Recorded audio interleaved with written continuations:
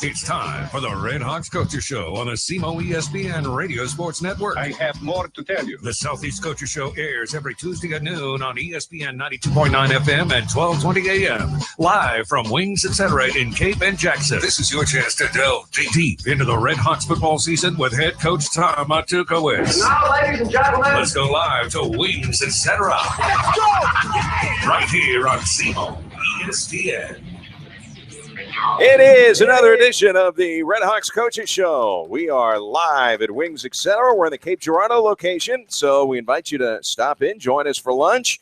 Maybe you just wrapped up voting or you're getting ready to go vote. You don't want to vote on an empty stomach, so why not come into Wings Etc. Good food, great times. You can sample what everyone is talking about, and that is their award-winning wings, voted best wings in Southeast Missouri by the People's Choice Awards from the Southeast Missourian. They have a full menu. If wings aren't on your menu today, they've got freshly made burgers. They have wraps, subs, quesadillas, entree salads, smoked ribs, much more. Their appetizer lineup features their ultimate nachos. If you've not had the ultimate nachos, you'll want to try them. The deep fried pickle spears and all of the televisions here, the high-def TVs, all on the best sports program. We've got sports and a different sport seemingly on every television here.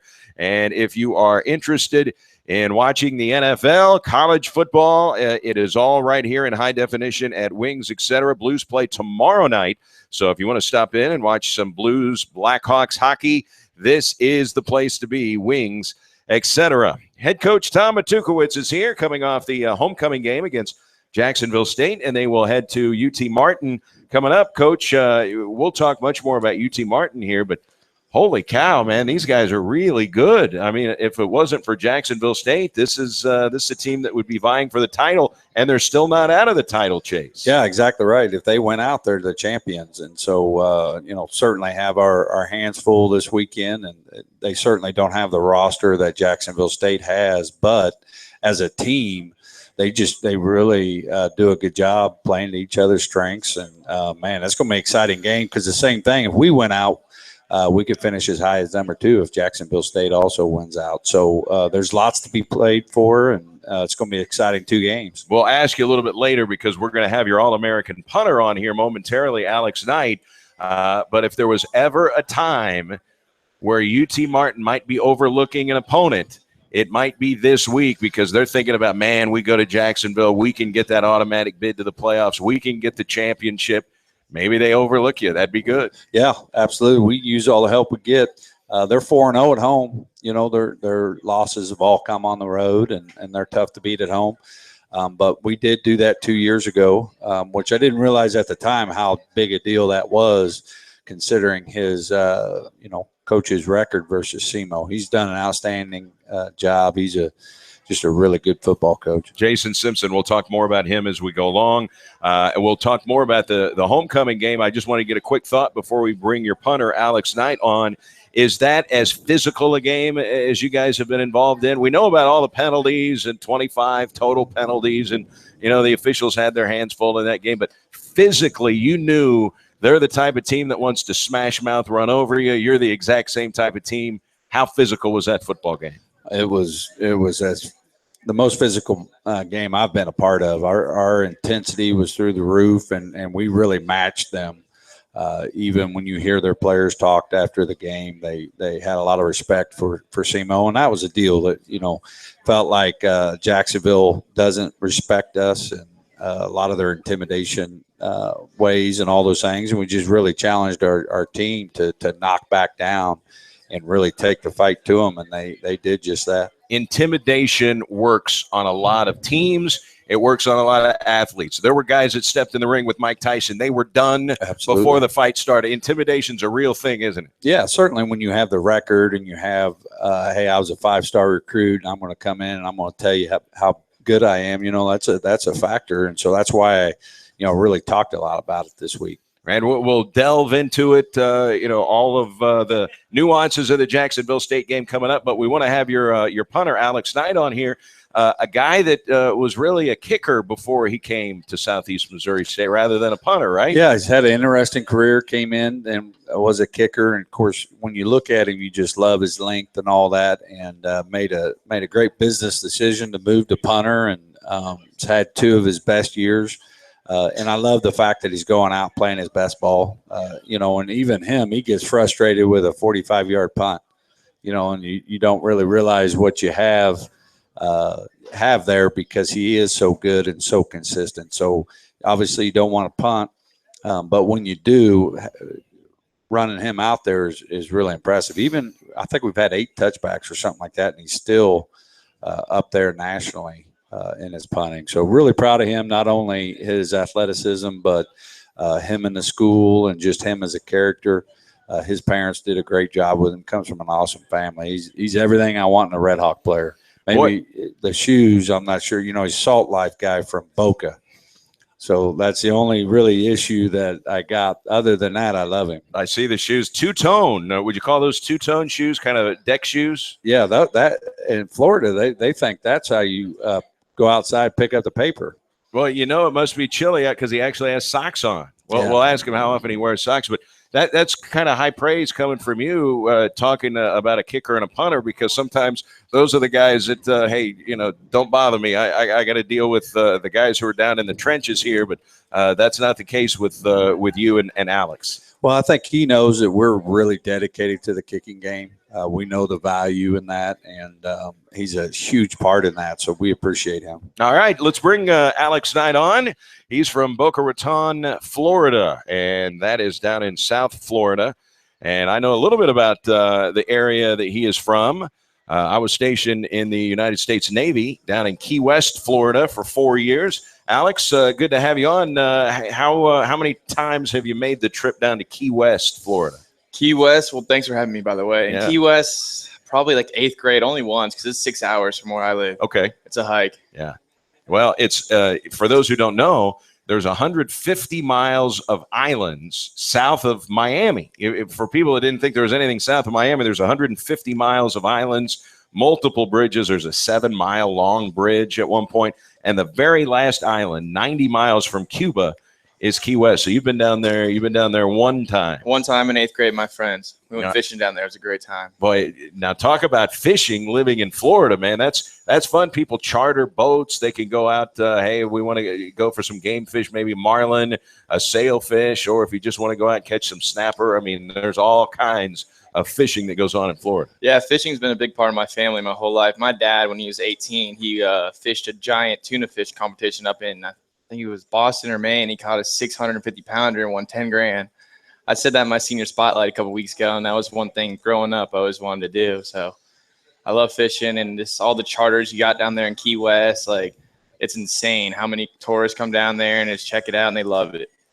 Well, where you come from, is it as big a tourist spot as maybe a Lauderdale or a Miami in Boca Raton? Is it as big a tourist spot? Because I know oftentimes the locals get irritated with tourists, don't they? Not really, though, because it brings, my dad always says, he's in real estate and been in it for years. He says it brings money in, and that helps the economy and everything. So he's has no problem people coming in, especially Boca and Fort Lauderdale, especially Miami. Miami's been blowing up huge because you got so many people coming in from like all different places, moving down there, especially from California, because it's so much cheaper to live in Florida than California, and you get the same thing.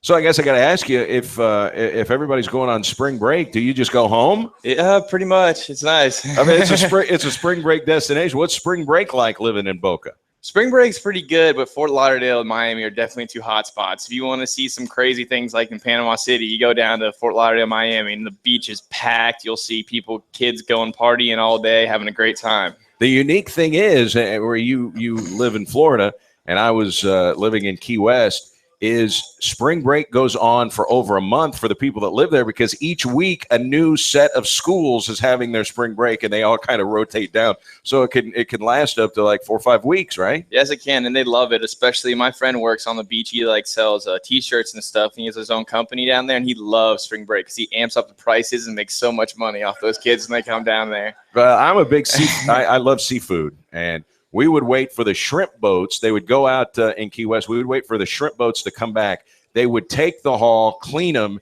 and then you would buy them. And literally, you're walking home with a few pounds of shrimp that literally was alive about 90 minutes ago. I mean, that's how fresh you can get it.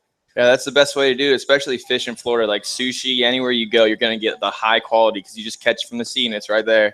And it's unbelievable. I love sushi. It's one of my favorite foods to eat. Sushi. Now, you're not talking gas station sushi. You're talking about the real deal. I'm talking about the real deal. Like sometimes my dad, we catch a nice little tuna.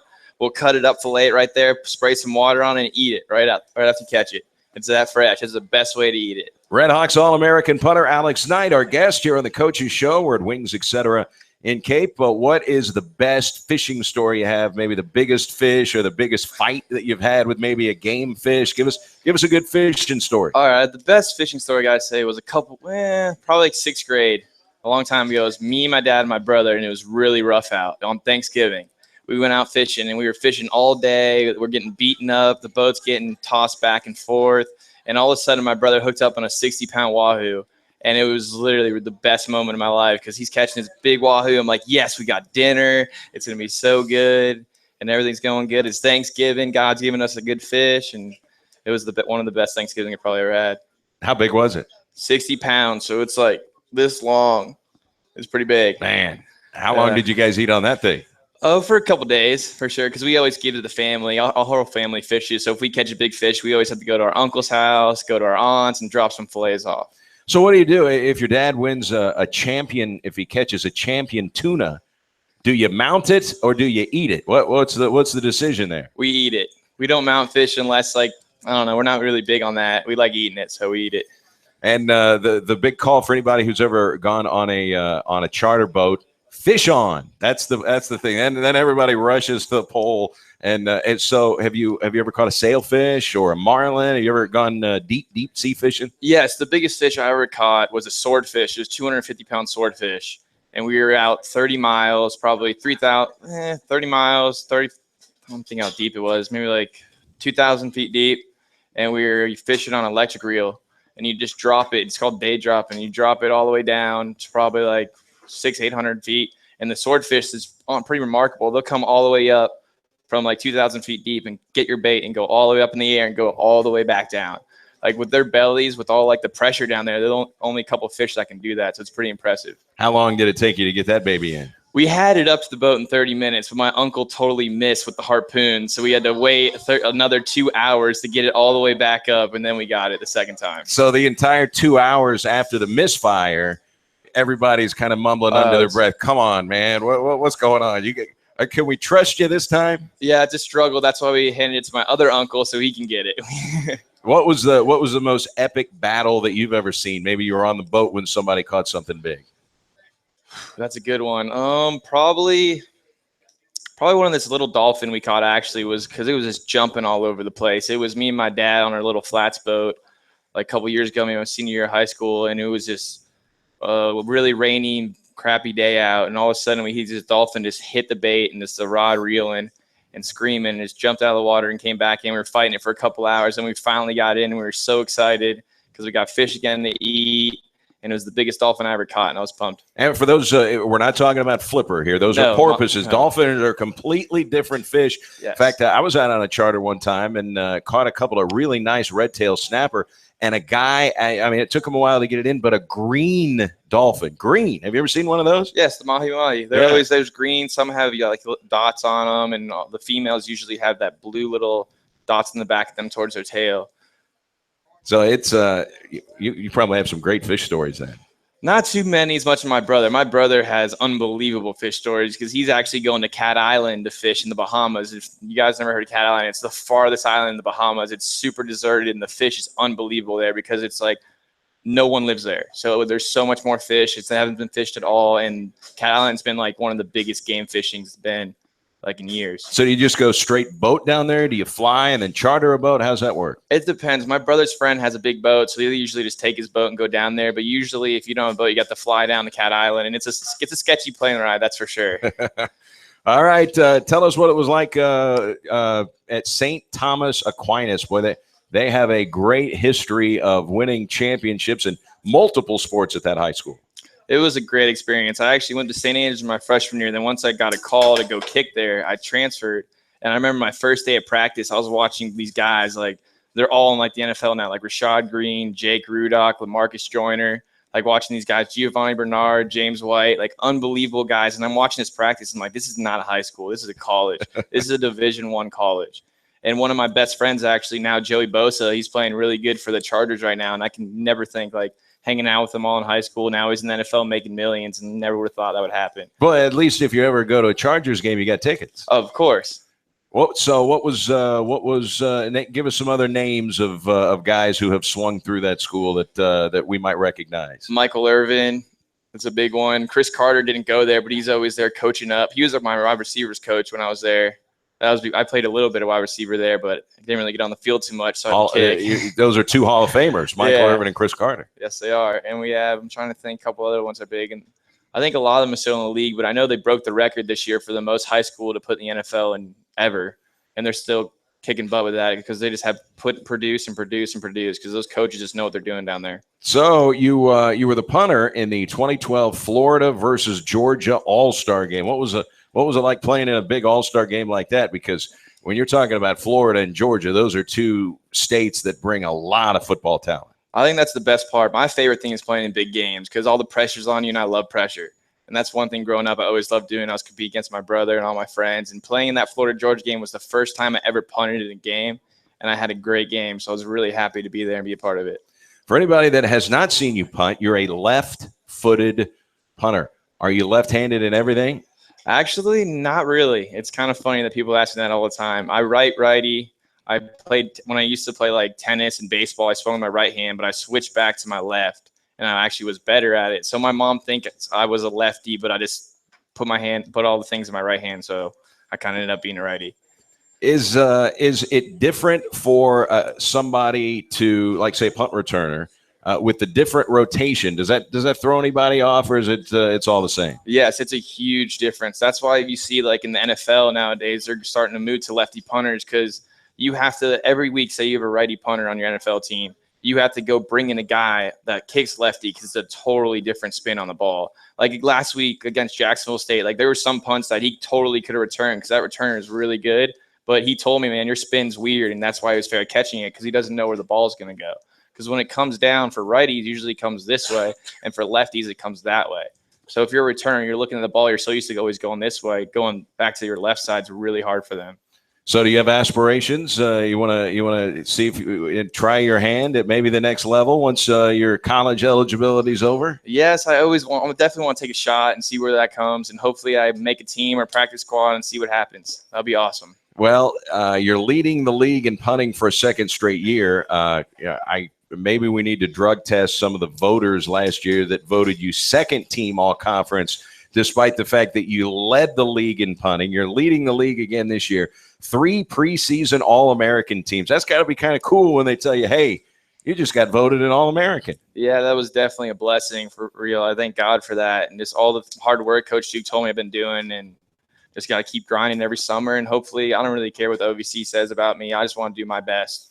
And I'm not worried about all the accolades. I just want to be the best I can be. What do you think of the way that the punting game has evolved, and all of a sudden we got rugby guys, the guys that are kind of running out to the side, low kicks, hoping to get a big bounce? What do you think about rugby? Anyone ever tell you, hey, why don't you try rugby? I've never really been a fan of rugby. I did it a little bit my freshman year because the other punter got hurt and I had to do it. But I know in college it's a huge thing because it gets your return guys down the field faster. And Coach Duke always told me that was a huge thing. And I know next year they're probably going to be working on a little bit with Jake Reynolds, a new punter coming in. But for me, I just never really been fond of it because I didn't like it. And I know I can do better and kick it further just doing traditional punting. So I'm happy Coach Duke let me do that. Now, did the fact that SEMO has produced All-American punters in the past, did that play any role in you coming here? I mean, what was the difference? Because we've had several All-American punters. This is Punter University, man. We've had some really good ones. Not really. I just coming out, like I wasn't really the highest recruited kicker coming out because I only really played a couple years in high school because there's a couple kickers in front of me at St. Thomas. But the opportunity came before Coach Duke got here. The old coaches recruited me, and they said, come in and kick. And I was really excited to get a full scholarship to come out here, and I couldn't say no to a full scholarship. I'm super blessed to get that. That's fantastic. So tell me about the Corn Blue Kicking Challenge, because you were the champ 2 years in a row. That was a great experience. It was this Corn Blue Kicking. He's a kicking coach back in Florida, and he's been running this program for I don't even know how long, many years. And it's a big challenge with all the best kickers in around the country, and they all come together and we compete.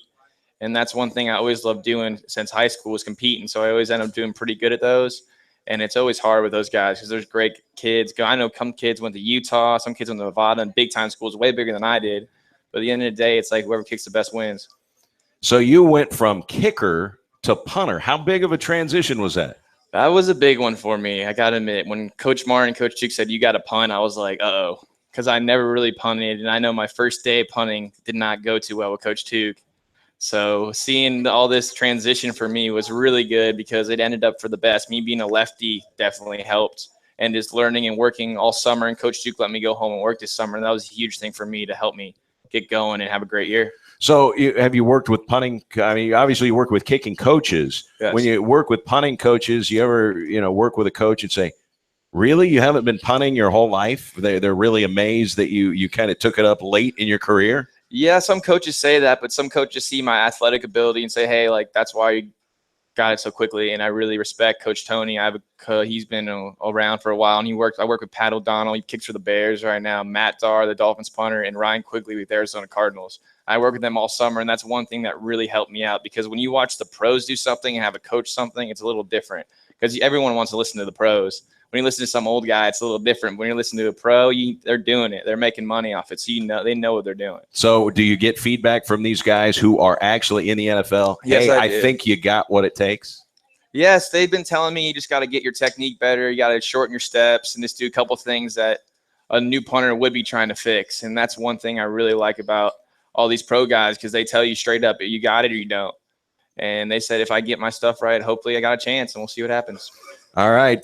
When you are dropping the ball, I mean, how important is that? I mean, obviously, some guys drop it further than other guys. And how long does it take to perfect that technique? That's a lot. Like at home, just going on. I used to duct tape a line straight up and just do drops, and drops. Because if you don't have a good drop, you might as well just quit, because that's the most important thing about punting is your drop. Because if it turns a little bit to the left or right, you're going to mess it up. Or you can shank it out of bounds. You can hit it to the wrong side of the field. It's a lot of bad can happen with a bad drop. All right. 2 weeks ago, Austin Peay's in here, and their kicker is doing their punting in this particular game. And there are people on the Austin Peay sideline and in the student section sitting in the bleachers who had no idea they were going to get a football that day. And the punter is out there for Austin Peay, and he literally kicks it into the third row of the bleachers. Worst punt you've ever seen? No, I probably had something worse than that. You never can hate on punters, because this is bad karma for you in the future. So I remember You got to give them the business a little bit, though. Really? Third row, right? Yeah, but I don't like talking bad about people. That's never been my thing. So I don't really talk about it, but it happens. Like when you put the ball outside, it could happen like that. Like it happens to everybody. So the pros do the same thing. I see plenty of pros shank the ball 10 yards out of bounds. So, and I just don't like talking bad about people. So that's on me. Well, see, here was the debate we had. In baseball, you get a ball that it's hit to, you get to keep it. What's the rule in football? Can they keep the ball if you punt it into the stands? That's not on me. That's on their coaches and Coach Hengsley on our side. If he needs the ball, he goes and gets it. All right. As you guys get ready for UT Martin coming up, what's the thought process here going in? And and I know you got to get going to class here. So real quickly, the kicking game, it's got to be cool to play for a coach who puts so much emphasis on the kicking game. Yes, it's a really great thing because it actually brings the best out of us, especially me and Ryan McCrum, because we've been working like my freshman year. They didn't really care about kicking with these old coaches. But when Coach Duke came here, he knew special teams was a big part of the program. And for us, that's the biggest thing for us because we get to come out every day and we have to perform practice. If we don't, we won't play. And especially this week, UT Martin's going to be a big one because they're a good team. So if I can flip the field, if I can put the ball on the 1 yard line, I'll do my best to help the team out and win. All right. We know you got to get running to a class. Are you on Twitter? Can we get you a couple of followers? Yes. My Twitter account is anightkick at AOL.com. So follow me, please. All right. There it is. Alex, pleasure to have you and appreciate it. Thank you for having me. All right. Alex Knight, Redhawks All American Punter joining us here. He's got to run. He's got to get to class. We will talk it over with Coach Tuke when we come back. It's the Redhawks Coaches Show at Wings, etc. on SEMO ESPN. Station has been growing about Wings, etc. See, Wings, etc. has those award-winning jumbo wings. They're popular for both dine-in and carry-out. Now, the word is getting out about Wings, etc.'s appetizer lineup. From the ultimate nachos to the deep-fried pickle spears, frankly, they're irresistible. Friends are sharing time together at Wings, etc. They've got dining rooms filled with HD TVs tuned to the best sports programming, including NFL Sunday Ticket. The people at the next table are talking about Wings, etc.'s daily half-pound lunch special, starting at just $6.49. Plus, Wings, etc. has food and drink specials throughout the week, including 59-cent wings every Monday. Plus, there's the kids menu, and Wings, etc. is family-friendly with video games in the dining room. And the whole community is excited about how Wings, etc. is locally owned and operated, and they're proud to support local athletes, their families, schools, and teams. I guess Wings, etc. is a really big deal around here. Missourians are celebrating something big this year, but there won't be a party to attend, and you won't see a parade down Main Street either. It probably won't even make the evening news. But 75 years ago, our citizens adopted Missouri's nonpartisan court plan to reduce politics and money in the selection of our judges. And for 75 years, it's made us a national leader. Now that's something to celebrate. To learn more, visit MissouriPlan.com. Paid for by the Missouri Bar. Sabrina Barrett, Executive Director. And now, your ESPN Radio Network local weather forecast. And your Election Day forecast with the National Weather Service. Today, scattered showers possible, high near 66. Some rain tonight, low of 43. Wednesday, sunny, high near 60. Clear with frost. Wednesday evening, low of 36. Thursday, sunny, high near 65. And Veterans Day, sunny, high near 63. You're up to date with the latest weather forecast right here on the ESPN Radio Network. This is Mike Greenberg for the best in local sports talk and play-by-play. It's SEMO ESPN.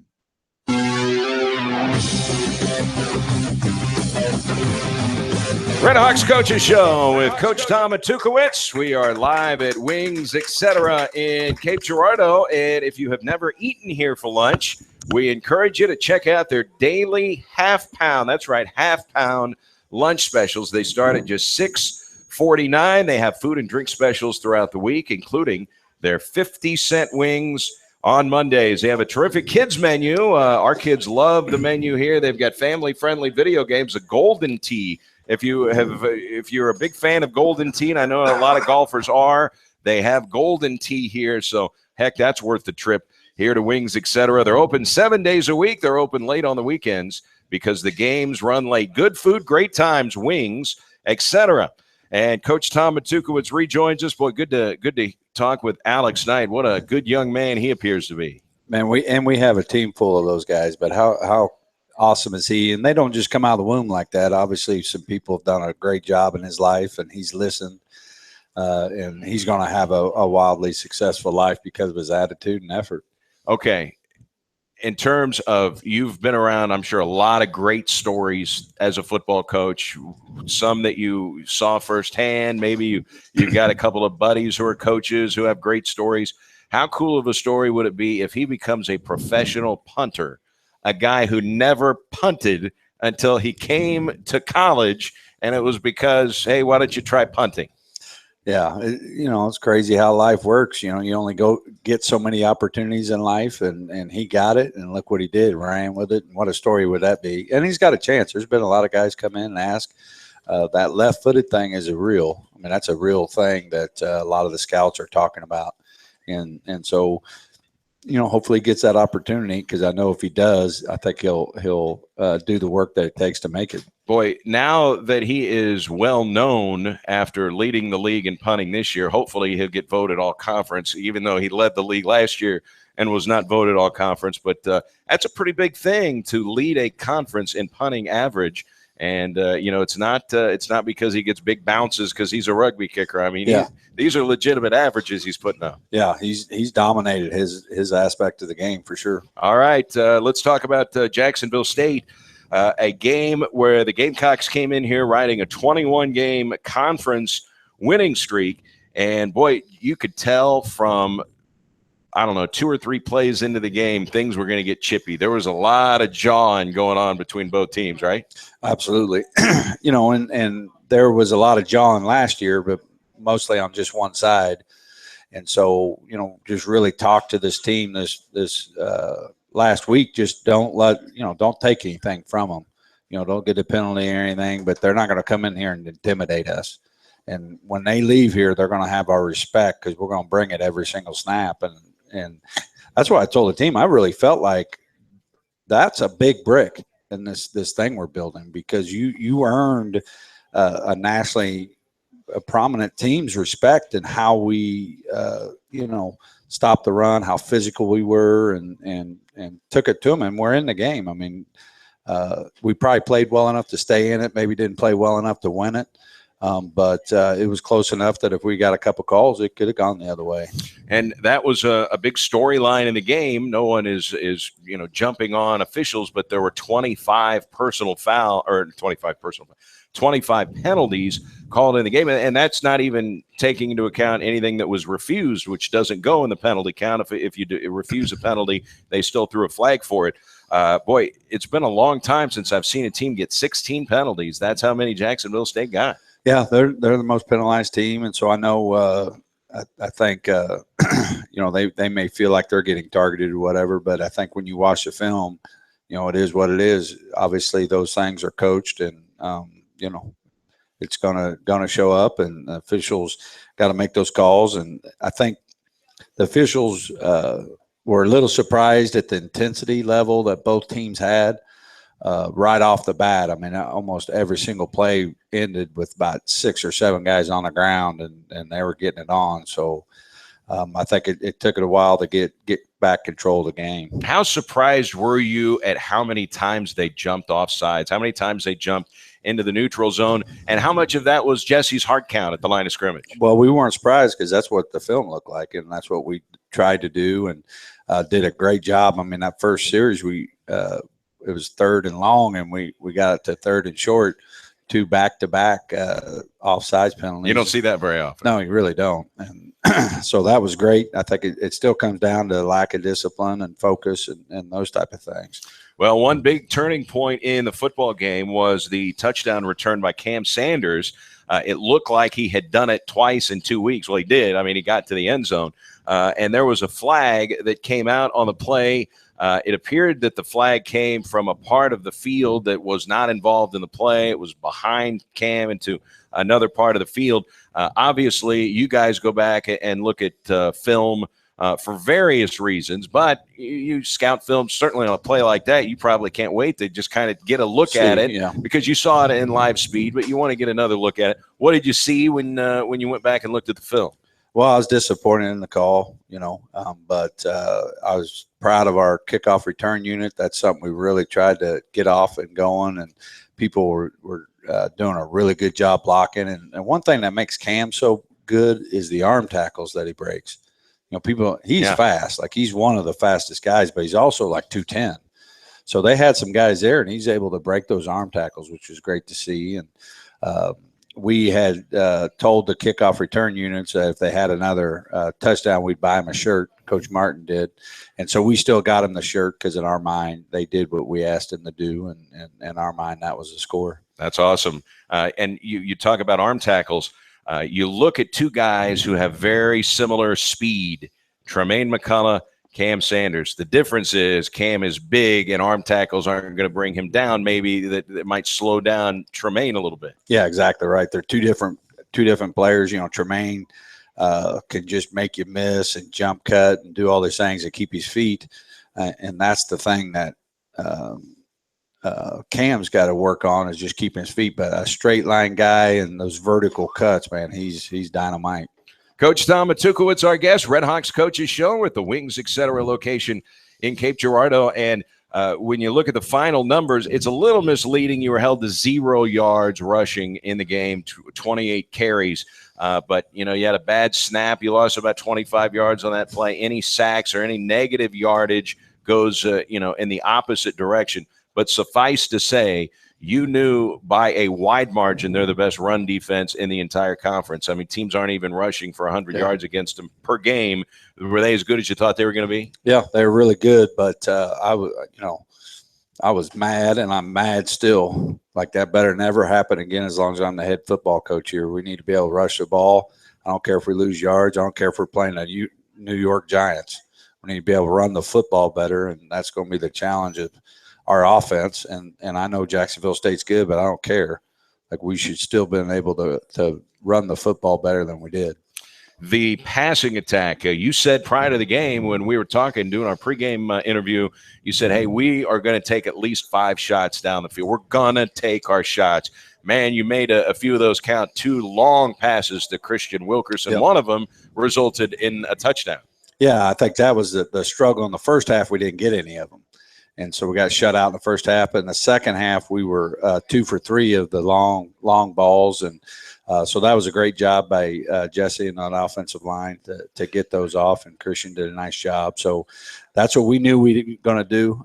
Just like I said, I wish we'd have been able to get our run game going better. That would have opened up a lot more of that play action that we're trying. Christian Wilkerson is only a redshirt freshman, but, man, he's a big body. He's 6'3".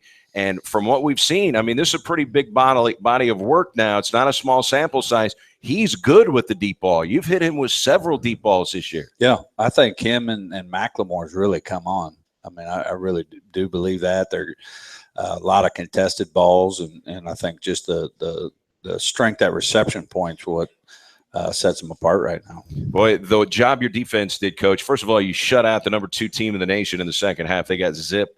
And then you look at what you were able to accomplish defensively against this team, 17 points. That's the lowest point output of any game that they've played against an FCS school. They only scored 13 against LSU, but Alabama only scored 10 against LSU. Yeah. So you had definitely the best defensive job against them that they've seen all season. Yeah, I think, defensively we're a little farther ahead just because we've had the same philosophy, same coaches the whole time. Coach Sy has done a great job on those coaches, and just the recruiting has finally crept up there in their size and being able to just hold in there on the run, but didn't give up the big play. And they were averaging about 6 yards a rush before our game, and I think we held them to 3.2 yards a rush, which is an achievement. So hats off to those guys, because I don't think people just realize how skilled those players were. I mean, 3 of their 5 offensive linemen are first-team all-conference. Yeah,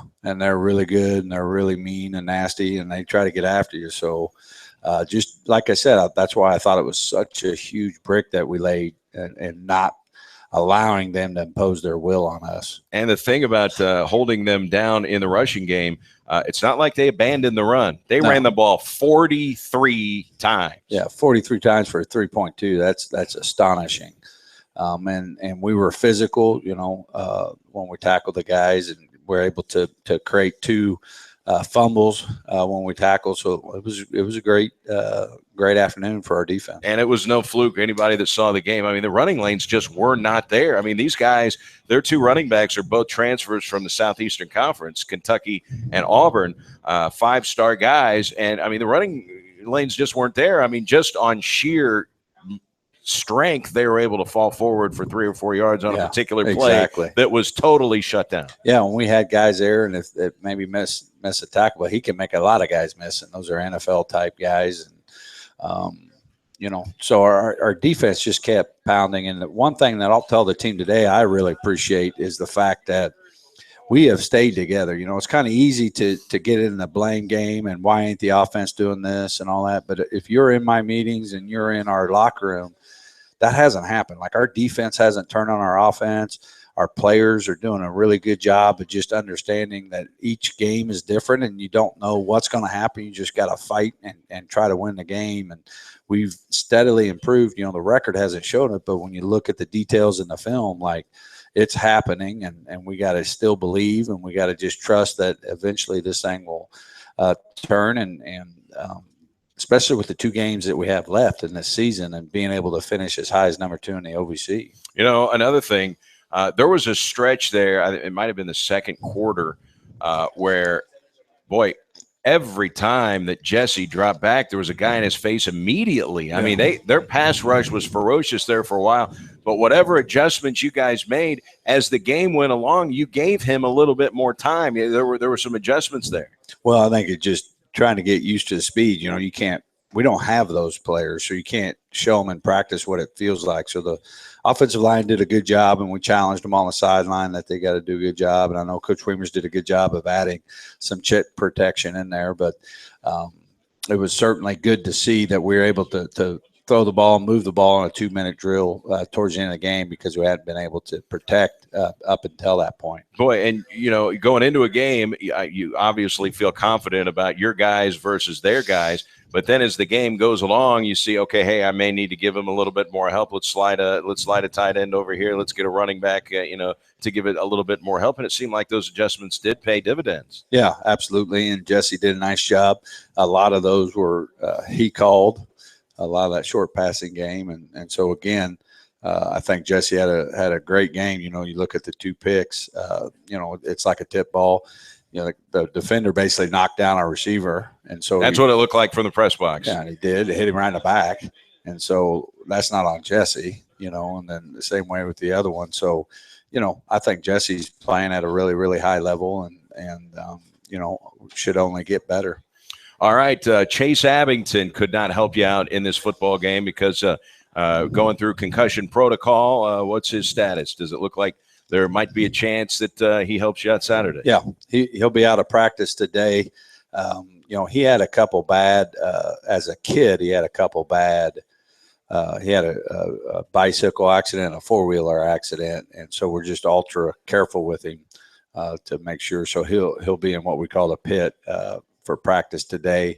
If his symptoms stay down, then we'll get him into practice on Wednesday. Boy, with a physical game like this, you worry about, man, did anybody get banged up? How healthy did you come out of this game?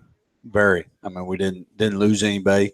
That's amazing considering the opposition, right? Yeah. If that was 2 years ago, we'd have shut both Southeast and St. Francis down. Their medevacs would have been sweating the whole game. So I appreciate that, and the fact that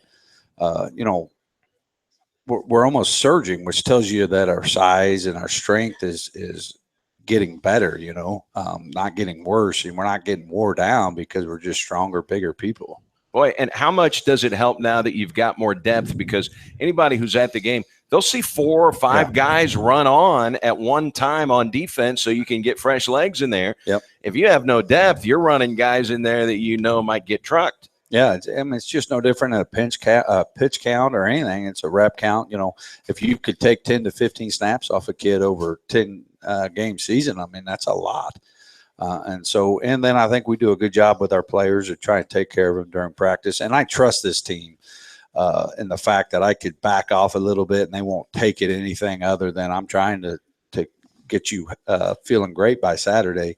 Where other teams, they think, well, Coach thinks we're going to wipe them, or then they lose their focus because it's a lighter day, But this team really, for the most part, when we talk about our keys to victory and our plan, they really listen and they really buy into the concept each and every week.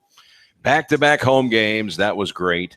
And now you've got a game at UT Martin on Saturday, and it's only a 2-hour drive. I mean, the way this year's schedule sets up, less than an hour to Carbondale, Murray State, less than 2 hours. It's 2 hours to UT Martin. I mean, this has been a pretty nice schedule in terms of road trips. Yeah, it really has. At first I thought we were pretty tired towards the end there before our bye, but we're definitely reaping the benefits of not being on a bus and the day games. The night games are really, man, they take a toll on you. So being able to have 1 o'clock kicks and stuff like that has been very helpful. Odd start time for this one. It's a 2 o'clock kickoff at UT Martin. And, this is a team in UT Martin. We talked about, some of the good offenses in the OVC. Well, according to the points, this is the best offense in the league. They're averaging almost 36 points per game. They have scored 47 touchdowns, most in the league. Why are they so good? It looks like they're really balanced. Yeah, I mean, that's the bottom line is they're balanced. You know, you try and take away the run, they're good enough to throw it, and vice versa. I think the coaches just does a great job. He can beat you throwing at 50, or he could beat you running at 50. And so, you know, you'll get a lot of scheme, and we got to really be able to handle that at the start of the game about how he's going to try and call plays against us. And so we got to do a really good job with that and handling it. But I think he's one of the best coaches in the league, certainly on offense. And it's one other thing nice is we're going to get to see their renovations. You know, they renovated their stadium. I know they spent a lot of money on it. And it'll be interesting to just see what that looks like. I know Coach Simpson's really proud of that. Coach Jason Simpson, he is the old man in the league. He's the most tenured coach in the conference, 11th season now. And when he took over his first year, he won the OVC championship his first year. Well, the previous coach left him a ton of talent, and he won the league. And it's not just because, you know, hey, let's give all the credit to the previous coach. You got to coach him up and win the championship. But the interesting thing and the impressive thing about UT Martin, there was no drop-off. He's been able to maintain that level. I mean, last year they finished third, 6-2 in the league. The year before that, third, 5-3, tied for second in 2012, 6-2. They've just been, you know, they've run into Eastern Illinois and Jacksonville State. Other than that, this is really, I mean, Eastern Kentucky's kind of been up and down. You could make an argument that UT Martin over the last several years has been better than Eastern Kentucky. Yeah, absolutely. His first year, you know, when he won the OVC, the first round of playoffs, he played SIU where I was on that staff. There we go. And so that was a close game, wasn't it? Yeah, it was a violent, you know, game because they were really running the ball, and we were also. And so I think the game lasted like an hour, but since playing them, and had a lot of respect for them and the job that he's done with his staff. Well, the one thing that you center on offense, obviously, is the quarterback. Their quarterback played at Florida State. I mean, he was a Florida State Seminole, so now he's in his second season.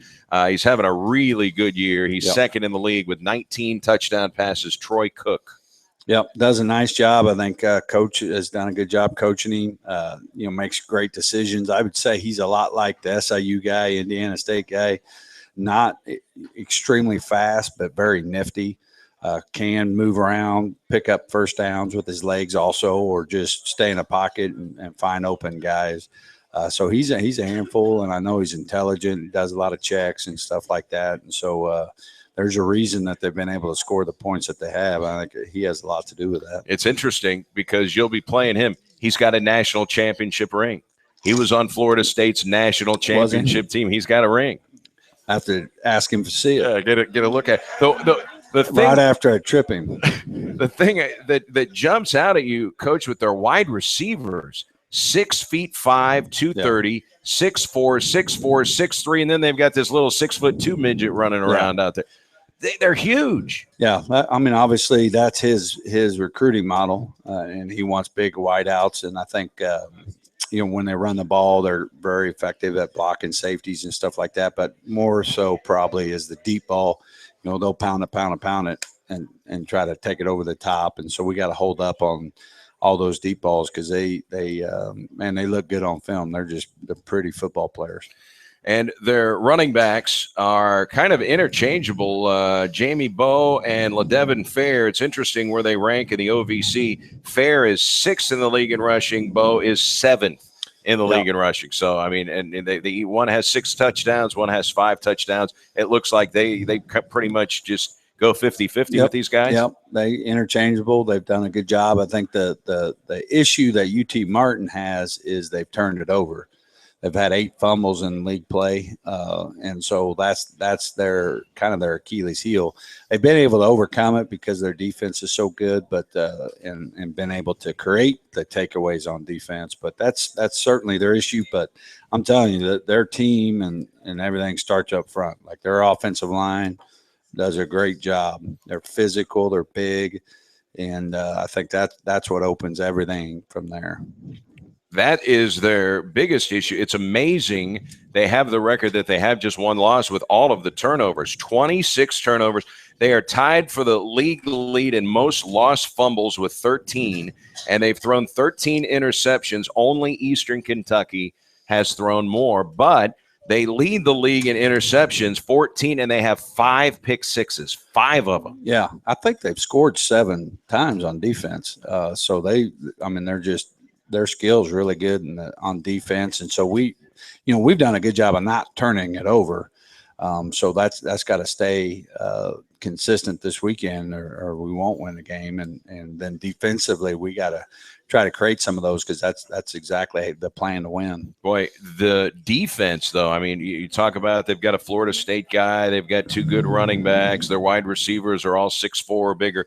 Their defense is unbelievable. Only Jacksonville State is better against the run than UT Martin. And in terms of pass defense, only Jacksonville allows fewer yards through the air than UT Martin. I mean, their defense is kind of flying under the radar here. They're really good. Yeah, I think you're exactly right. They played 3 1A games, so they weren't talked about it. But when you just pull conference-only stats, they've done an amazing job. Now, they still have us and Jacksonville State that both like to run the ball, and so we'll fix it on finding out. But, we have to be able to run the football. Are they as big as Jacksonville State? No, they do definitely up inside. They have 3 300-pounders, and so they're a lot like our defense. But they're a 4-2-5, so they get the safeties involved, and we need our running backs to get some yards after contact when they fit the box and stuff. So you're going to see nickel packages from them a lot? Their base is a nickel. Okay.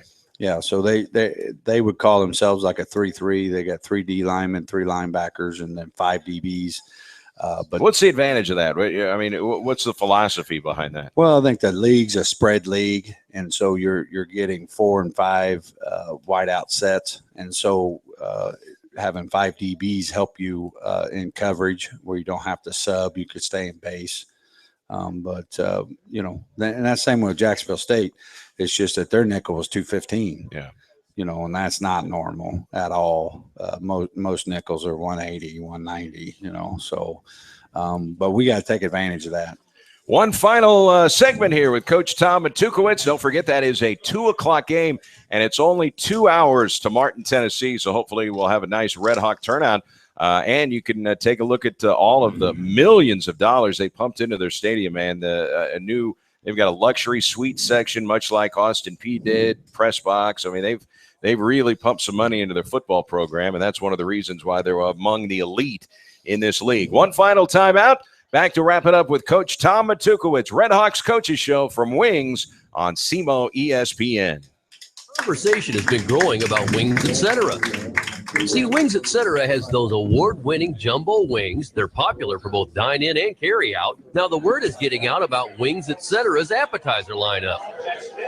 From the ultimate nachos to the deep-fried pickle spears, frankly, they're irresistible. Friends are sharing time together at Wings, etc. They've got dining rooms filled with HD TVs tuned to the best sports programming, including NFL Sunday Ticket. The people at the next table are talking about Wings, etc.'s daily half-pound lunch special, starting at just $6.49. Plus, Wings, etc. has food and drink specials throughout the week, including 59-cent wings every Monday. Plus, there's the kids menu, and Wings, etc. is family-friendly with video games in the dining room. And the whole community is excited about how Wings, etc. is locally owned and operated, and they're proud to support local athletes, their families, schools, and teams. I guess Wings, etc. is a really big deal around here. And now, your ESPN Radio Network local weather forecast. And your Election Day forecast with the National Weather Service. Today, scattered showers possible, high near 66. Some rain tonight, low of 43. Wednesday, sunny, high near 60. Clear with frost. Wednesday evening, low of 36. Thursday, sunny, high near 65. And Veterans Day, sunny, high near 63. You're up to date with the latest weather forecast right here on the ESPN Radio Network. This is Mike Golick for the best in local sports talk and play-by-play. It's SEMO ESPN.